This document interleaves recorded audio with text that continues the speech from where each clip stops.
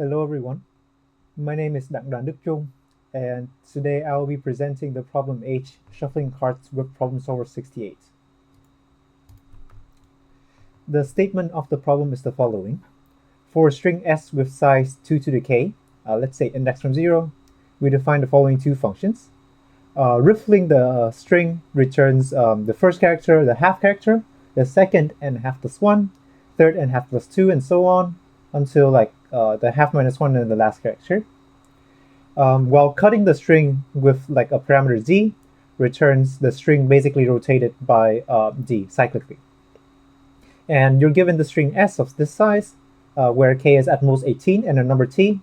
You need to find the size of the original cut, where if you first cut the string by d and then you riffle it t times, the result is minimized lexicographically. So for some observations for the operations, the riffle operation is k-cyclic. This means that after k riffle operations, the string is returned to as original. So now we say that t is modded by k, and now we assume that t is between 0 and k minus 1. And for examples, suppose k equals 4, so n equals 16.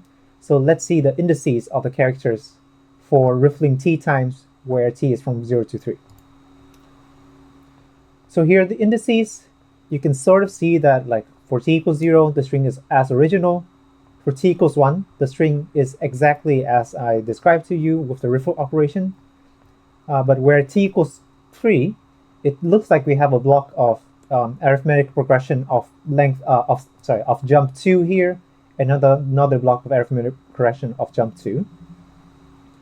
And this basically leads us to this first solution, where observation, where the result consists of 2 to the k minus t blocks, where the ith block is an arithmetic progression starting from I with jump 2 to the k minus t.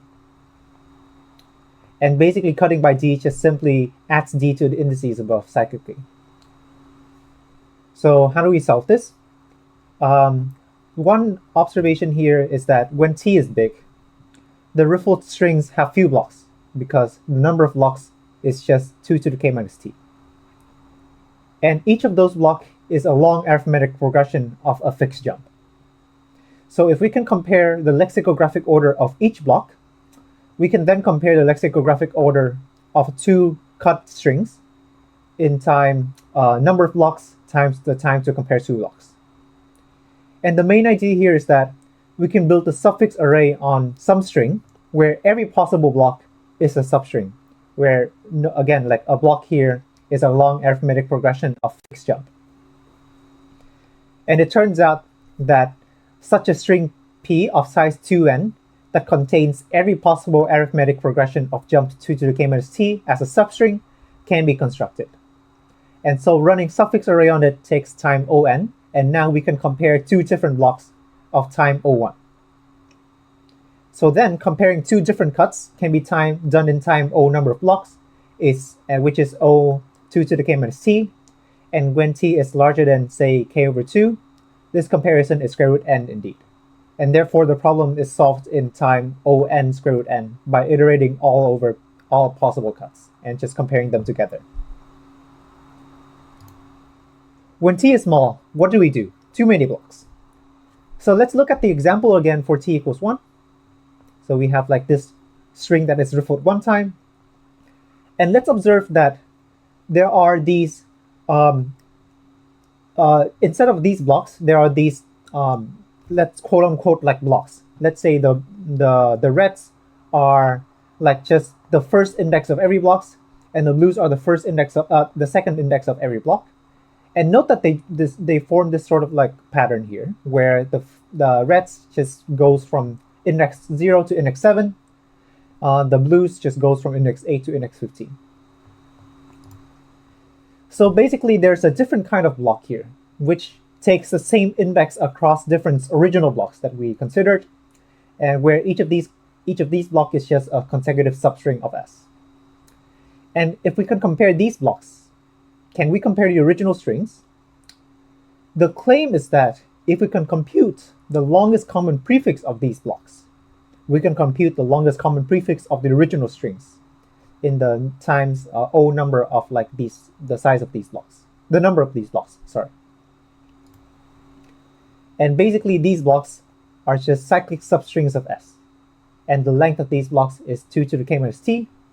So we can now use suffix array to compute the LCP and the order of these blocks. Suffix array directly on the string the cyclic string S.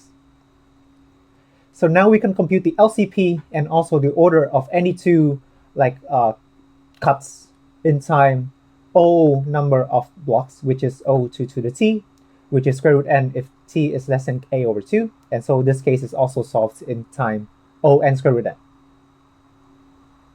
So that concludes the solution. For some extras, this solution can be implemented around 200 lines long, but indeed the problem can be solved in time n log n.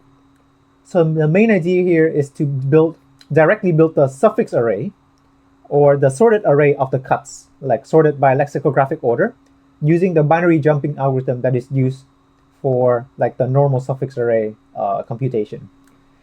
And the comparator changes after some iterations due to how the strings are structured, but because the strings are structured in these very nice blocks of size 2 to the k minus t, this can be done. So this faster solution can be implemented in around 40 lines or 50 lines. But we decided to keep the original constraints for n square root n to pass. Thank you very much for listening, and have fun.